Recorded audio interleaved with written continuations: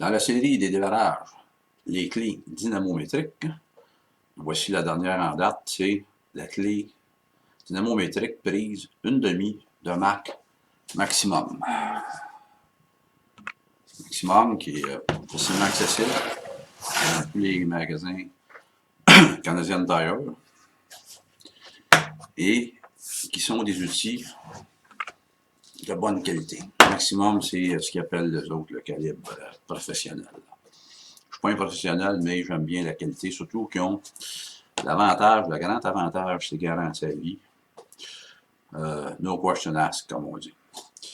La clé dynamométrique de prise 1/2 va de 50 pieds-livres à 250 pieds-livres ou 54,2 Nm à 352 Nm, ce qui va bien compléter l'ensemble de mes 3 clés que je vais réviser à la toute fin. Bon, quand on ouvre la boîte, en passant les boîtiers à date pour toutes les boîtes, pour toutes les clés dynamométriques, ce sont des beaux boîtiers bien conçus et qui remplissent la fonction première de protéger la clé dynamométrique. C'est pas une clé à cliquet ordinaire. C'est une clé à cliquet qu'on sert juste dans un sens, c'est-à-dire dans le sens des aiguilles de montre pour justement donner le bon couple à ce que l'on veut serrer. Donc, même s'il y a la possibilité de s'en servir aussi pour défaire, comme je disais précédemment, je ne vois pas l'utilité de savoir c'est quoi le boulon ou ce qu'on veut desserrer est serré déjà là à quel couple. C'est plutôt pour serrer. Donc, la clé qui mesure 24 pouces de long, qui est relativement pesante et qui, évidemment, quand on va vouloir s'en servir, on va avoir une bonne prise dessus. La main, la poignée est rugueuse, ce qui fait qu'on ne peut pas glisser. C'est bien comme ça. Maintenant, pour ajuster, c'est quand même assez bien écrit, là, on peut voir comme il faut à l'écran, mais bon, c'est quand même relativement bien écrit, les gradations. Et ce que j'aime dans ce modèle-là, pour ajuster, c'est assez simple. On tient ici la barrure, on la descend et on tourne simplement jusqu'à l'ajustement voulu. Et après ça, clic, ça barre. On fait notre serrage de couple. Quand c'est terminé, on descend l'anneau et on remet tout simplement à 0, comme on est censé faire pour toutes les dynamométriques, pour ne pas affecter les ajustements. Et voilà, au point 0, c'est barré. On resserre ça dans son boîtier. Et voilà, la clé est protégée.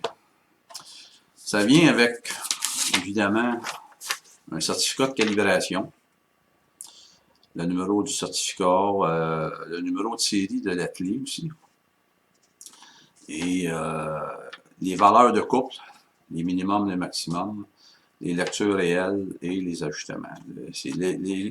L'équipement de test utilisé pour cette calibration est conforme aux exigences précises ASME B107.300-2010. Bon. La variation permise est une lecture de plus ou moins 3% en sens horaire. Et voilà, on a l'étampe de l'inspecteur. Ça vient aussi avec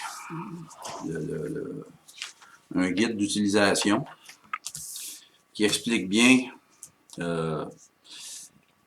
c'est quoi la clé. Il explique les différences entre le système SAE et le système métrique. Ils disent comment s'en servir, aussi de faire attention. On va toujours lentement avec une clé dynamométrique. Pour être bien sensible au clic et entendre le clic et le sentir le clic quand on fait le mouvement de serrer un boulon.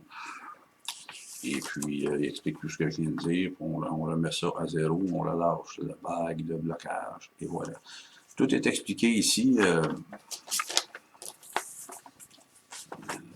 L'échelle, puis en tout cas, chacune des choses. C'est bien expliqué, c'est en français, en anglais, évidemment.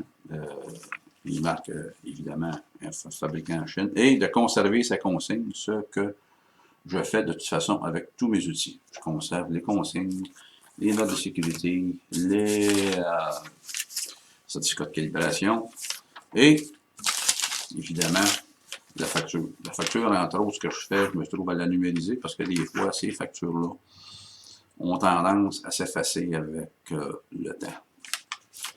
Voilà, c'était pour la clé dynamométrique de prise 1/2 de marque maximum.